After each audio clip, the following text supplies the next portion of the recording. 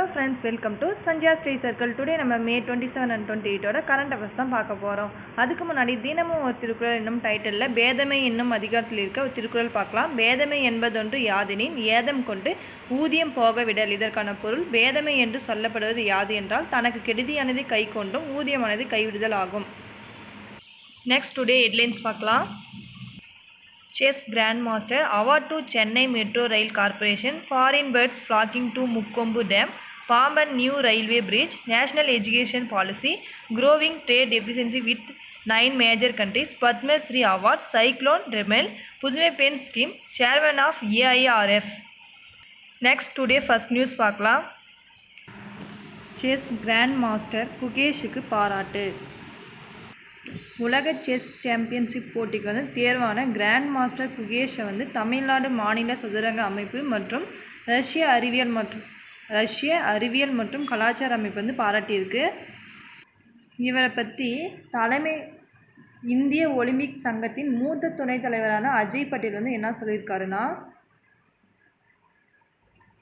சர்வதேச candy test chess போட்டியில் விஸ்வநாத ஆனந்துக்கு அப்புறம் வெற்றி பெற்ற இரண்டாவது இந்தியர் என்ற சாதனை குகேஷ் படைத்துள்ளார் அப்படின்னு சொல்லியிருக்காரு. நெக்ஸ்ட் நியூஸ் பார்க்கலாம். சென்னை மெட்ரோ ரயில் நிறுவனத்துக்கு விருது.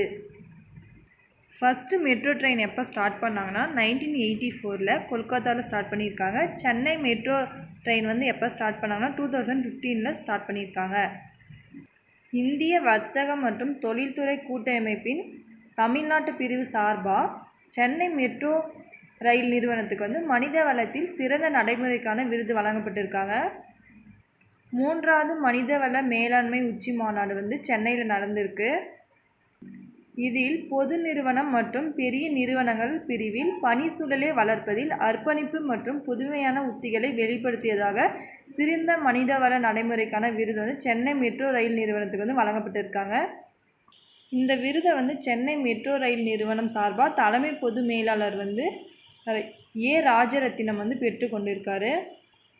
நெக்ஸ்ட் நியூஸ் பார்க்கலாம். முக்கொம்பு அணையில் குவியும் வெளிநாட்டு பறவைகள். இந்த முக்கொம்பு அணை எந்த டிஸ்ட்ரிக்ட்னா திருச்சி டிஸ்ட்ரிக்ட். இதர பறவை சரணாலயங்களும் அதோட டிஸ்ட்ரிக்டும் பார்க்கலாம். வேடந்தாங்கல் பறவைகள் சரணாலயம் காஞ்சிபுரத்தில் இருக்குது. வெள்ளோடு பறவைகள் சரணாலயம் ஈரோட்டில் இருக்குது. காரைவேட்டி பறவைகள் சரணாலயம் அரியலூரில் இருக்குது. வேட்டங்குடி பறவைகள் சரணாலயம் சிவகங்கையில் இருக்குது. நெக்ஸ்ட் வனவிலங்கு சரணாலயம் பார்க்கலாம். முதுமலை வனவிலங்கு சரணாலயம் நீலகிரியில் இருக்குது. முண்டந்துறை வனவிலங்கு சரணாலயம் திருநெல்வேலியில் இருக்குது. கோடியக்கரை வனவிலங்கு சரணாலயம் நாகப்பட்டினத்தில் இருக்குது. இந்திரா காந்தி வனவிலங்கு சரணாலயம் கோயம்புத்தூரில் இருக்குது. களக்காடு வனவிலங்கு சரணாலயம் திருநெல்வேலியில் இருக்குது. நெக்ஸ்ட் தேசிய பூங்கா பார்க்கலாம். கிண்டி தேசிய பூங்கா சென்னையிலும், மன்னார் வளைகுடா கடற்பூங்கா ராமநாதபுரத்திலும், இந்திரா காந்தி தேசிய பூங்கா கோயம்புத்தூர்லேயும், முக்கூர்த்தி தேசிய பூங்கா நீலகிரியிலும், முதுமலை தேசிய பூங்கா நீலகிரியிலும் இருக்குது. நெக்ஸ்ட் நியூஸ் பார்க்கலாம். பாமன் புதிய ரயில் பால பணிக்காக கடலில் ராட்சத இரும்பு மிதவை கிரேன். இந்த பாமன் பாலம் எங்கே இருக்குன்னா ராமநாதபுரம் டிஸ்ட்ரிக்டில் இருக்குது. இந்த பாலத்தை எப்போ கட்டி முடித்தாங்கன்னா 1914 கட்டி முடிச்சிருக்காங்க. பாம்பன் ரயில் பாலத்தின் மைய பகுதியில் தூக்கு பாலம் பொருத்தும் பணிக்காக கடலில் நிலைநிறுத்தப்பட்டிருக்கிறது இந்த ராட்சத இரும்பு மிதவை கிரெயின். இந்த பாலம் மண்டபம் மற்றும் ராமேஸ்வரம் தீவு பகுதியை இணைக்கும் வகையில் கப்பல் செல்லும் வசதியாக 1914 தூக்கு பாலமாக அமைக்கப்பட்டு ரயில் போக்குவரத்து தொடங்கியிருக்காங்க. இதை தொடர்ந்து 2007ஆம் ஆண்டு பாம்பன் பாலத்தின் மீட்டர் கேஜ் பாதை அகற்றப்பட்டு அகல ரயில் பாதையாக மாற்றப்பட்டது. இதனால் இந்த பாலம் கட்டப்பட்டு 106 ஆண்டுகள் கடந்த நிலையில் இதன் உறுதித்தன்மை குறைந்ததால் ரயில் போக்குவரத்து நிறுத்தப்பட்டது. இதனால் இரட்டை வழித்தடத்தில் புதிய ரயில் பாலம் அமைக்கும் பணி 2019 ஸ்டார்ட் பண்ணியிருக்காங்க. இந்த வழியாக செல்லும் கப்பல்களுக்கு வழிவிடும் வகையில் உயர் மின் அழுத்தம் கொண்ட மோட்டார்கள் மூலமாக மேல் நோக்கி தூக்கும் வகையில் உயர் தொழில்நுட்பத்துடன் கூடிய பாலத்தின் மைய பகுதி அமைக்கப்பட்டு வருது. நெக்ஸ்ட் நியூஸ் பார்க்கலாம். தேசிய கல்விக் கொள்கை தான் எதிர்காலம். ஃபஸ்ட்டு எஜுகேஷன் பாலிசி எப்போ போட்டாங்கன்னா 1968 அப்போ வந்து பிஎம்மாக இருந்தவங்க வந்து Indira Gandhi. Second national educational policy வந்து 1986 அப்போ பிஎம் வந்து Rajiv Gandhi. Third educational policy வந்து 2020 அப்போ பிஎம் வந்து மோடி. நீலகிரி மாவட்டம் உதகையில் நடைபெறும் 2 நாள் துணைவேந்தர்கள் மாநாட்டை தமிழக ஆளுநரும் பல்கலைக்கழக வேந்தருமான RN ரவி வந்து தொடங்கி வச்சிருக்காரு. அதில் என்ன சொல்லியிருக்காருன்னா, தேசிய கல்விக் கொள்கை தான் எதிர்காலம் அப்படின்னு சொல்லியிருக்காரு.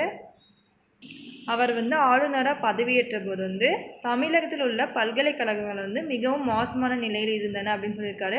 ஒவ்வொரு பல்கலைக்கழகமும் மற்ற பல்கலைக்கழகங்களோட தொடர்பின்றி தனித்தனியாக செயல்பட்டு வந்திருக்கு. அவற்றின் தரம் வந்து குறைந்து காணப்பட்டிருக்கு அப்படின்னு சொல்கிறாங்க. இதனை சரி செய்து ஒன்றிணைக்கவே இந்த மாநாடு வந்து 3 ஆண்டுகளாக நடத்தப்பட்டு வருது அப்படின்னு சொல்லியிருக்காரு. நம்ம இந்தியா சுதந்திரத்திற்கு பின்னாடி பொருளாதாரத்தில் வந்து 5ஆம் இடத்தில் இருந்த இந்தியா வந்து 11ஆம் இடத்தில் வந்து சென்றது. அது திரும்ப வந்து 5ஆம் இடத்துக்கு முன்னேறியுள்ளது. இது வந்து விரைவில் வந்து 3வது இடத்தை வந்து அடையும் அப்படின்னு சொல்லியிருக்காரு. இந்த 2 நாள் மாநாட்டில் வந்து எதிர்கால கல்விக்கான சிறப்பு ஆராய்ச்சி, செயற்கை நுண்ணறிவை உருவாக்குதல், புதுமை மற்றும் தொழில் முனைவு, தேசிய சிறப்பு கட்டமைப்பின் மூலம் வாழ்நாள் முழுவதும் கற்றலை மேம்படுத்தல், உலகளாவிய மனித வளங்கள், வளர்ந்து வரும் தொழில்துறை தேவைகளுக்கான ஆசிரியர்களின் திறனை உருவாக்குதல் போன்ற தலைப்புகள் வந்து கீழ் வந்து அமர்வுகளும் உரையாடல்களும் நிகழ்வுகளும் நடைபெற இருக்கு அப்படின்னு சொல்லியிருக்காரு. நெக்ஸ்ட் நியூஸ் பார்க்கலாம். முக்கிய 9 நாடுகளுடன் அதிகரிக்கும் வர்த்தக பற்றாக்குறை. இந்தியாவின் 10 முக்கிய வர்த்தக கூட்டாளிகளில் 9 நாடுகளுக்கான வர்த்தக பற்றாக்குறை வந்து கடந்த 2023-24 ஆண்டு நிதியாண்டில் வந்து அதிகரித்திருக்கு அப்படின்னு சொல்லியிருக்காங்க. சீனா, ரஷ்யா, சிங்கப்பூர், தென்கொரியா உள்ளிட்ட இந்தியா முதல் 10 வர்த்தக கூட்டாளிகளில் 9 நாடுகளுடன் ஏற்றுமதிக்கும் இறக்குமதிக்கும் இடையிலான வேறுபாடு வந்து கடந்த 2023-24 ஆண்டு நிதியாண்டில் வந்து அதிகரித்திருக்கு அப்படின்னு சொல்லியிருக்காங்க. கடந்த 2021-22, 22-23 ஆகிய நிதியாண்டுகள் வந்து இந்தியாவின் மிகப்பெரிய வர்த்தக கூட்டாளியாக அமெரிக்கா வந்து இருந்திருக்கு. அதுவே 2023-24 நிதியாண்டில் வந்து இந்தியாவோட வர்த்தக கூட்டாளியாக வந்து சீனா வந்து உருவெடுத்திருக்கு அப்படின்னு சொல்லியிருக்காங்க. இந்தியாவுக்கும் அமெரிக்காவுக்கும் இடையிலான இருதரப்பு வர்த்தகம் 2023-24 நிதியாண்டில் வந்து $11,828 கோடி வந்து உயர உள்ளது அப்படின்னு சொல்லியிருக்காங்க. நெக்ஸ்ட் நியூஸ் பார்க்கலாம்.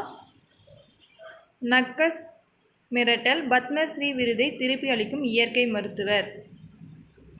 சத்தீஸ்கரில் நக்கஸ்களின் மிரட்டலை தொடர்ந்து தனக்கு அளிக்கப்பட்ட பத்மஸ்ரீ விருதை வந்து திருப்பி தர இயற்கை மருத்துவர் ஹேம் சந்த் மாஞ்சி முடிவெடுத்துள்ளார். நாராயணப்பூர் மாவட்டத்தை சேர்ந்தவரான இயற்கை மருத்துவர் ஹேம் சந்த் மாஞ்சி அப்பகுதியில் உள்ள தொலைதூர கிராமத்தின் மருத்துவ சேவையில் வந்து ஈடுபட்டு வந்திருக்காரு. இதனால் வந்து அப்பகுதி பொதுமக்களால் வைத்தியராஜ் அப்படின்னு அன்போடு அழைக்கப்பட்டிருக்காரு. மருத்துவர் மாஞ்சியின் பணியை பாராட்டி வந்து கடந்த மாதம் வந்து அவருக்கு வந்து பத்மஸ்ரீ விருது வந்து வழங்கி குடியரசுத் தலைவர் திரௌபதி முர்மு வந்து கௌரவித்தார்.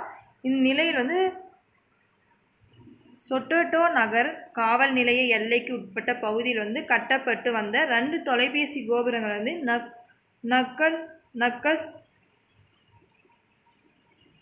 நக்சல்கள் தீயிட்டு கொளுத்தினர். இந்த அரசிடமிருந்து பெற்ற பத்மஸ்ரீ விருதை வந்து மருத்துவர் மாஞ்சி வந்து திருப்பி தர வேண்டும் என மிரட்டலை விடுத்து துண்டு பிரசுரங்களையும் அவர்கள் வீசி சென்றனர். அதனால் நக்சல் மிரட்டலை அடுத்து பத்மஸ்ரீ விருதை வந்து திருப்பி அளித்திருக்காரு இவர்.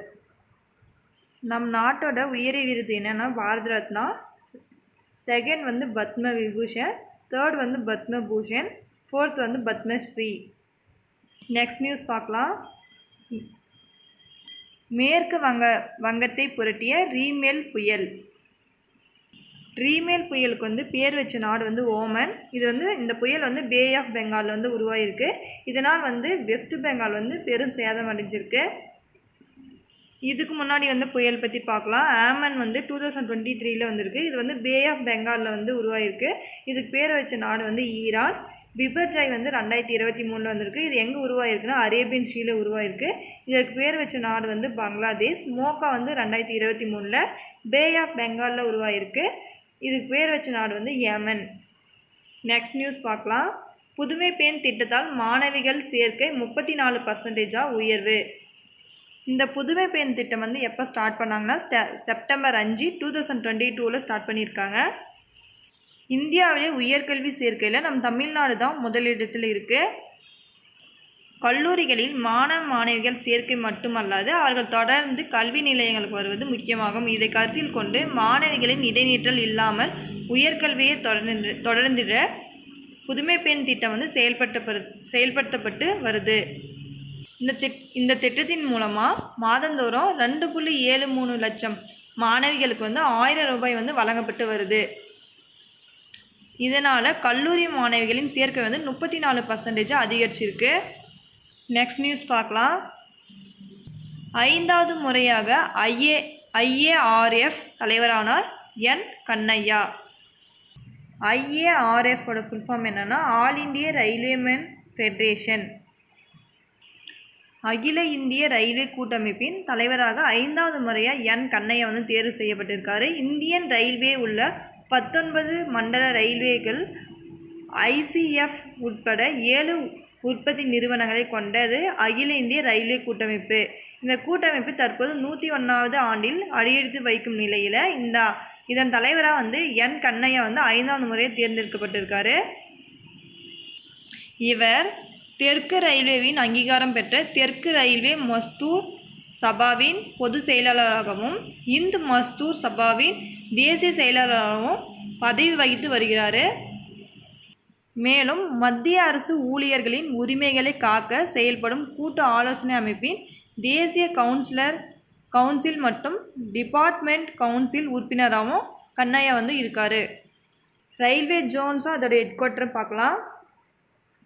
நார்த்தன் ரயில்வே வந்து ஹெட் குவார்ட்டர் வந்து டெல்லி, சதர்ன் ரயில்வே வந்து ஹெட் குவார்ட்டர் வந்து சென்னை, ஈஸ்டர்ன் ரயில்வேவோட ஹெட் குவார்ட்டர் வந்து கொல்கத்தா, வெஸ்டர்ன் ரயில்வேவோட ஹெட் குவார்ட்டர் வந்து மும்பை, சென்ட்ரல் ரயில்வேவோட ஹெட் குவார்ட்டர் வந்து மும்பை, நார்த் வெஸ்ட் ரயில்வேவோட ஹெட் குவார்ட்டர் வந்து ஜெய்ப்பூர், நார்த் சென்ட்ரல் ரயில்வேவோட ஹெட் குவார்ட்டர் வந்து அலகாபாத், நார்த் ஈஸ்டர்ன் ரயில்வேவோட ஹெட் குவார்ட்டர் வந்து கோரக்பூர், நார்த் ஈஸ்ட் ஃப்ரான்டியர் ரயில்வேவோட ஹெட் குவார்ட்டர் வந்து Guwahati, east coastal ரயில்வேவோட head quarter வந்து புவனேஸ்வர், ஈஸ்ட் சென்ட்ரல் ரயில்வேவோட ஹெட் குவார்ட்டர் வந்து Hajipur, west central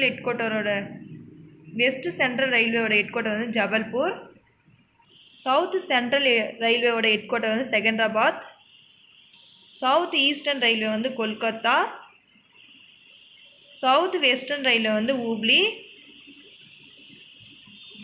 south eastern central railway வந்து பிலாஸ்பூர், சவுத் கோஸ்டல் ரயில்வே வந்து விசாகப்பட்டினம். இந்திய தரைவழி போக்குவரத்தோட முதுகெலும்பு எதுனா ரயில் போக்குவரத்து. இந்தியாவோட ரயில் போக்குவரத்து வந்து ஆசியாவில் மிகப்பெரியதும் உலக அளவில் வந்து 2வது பெருசும் ஆகும் அப்படின்னு சொல்லியிருக்காங்க.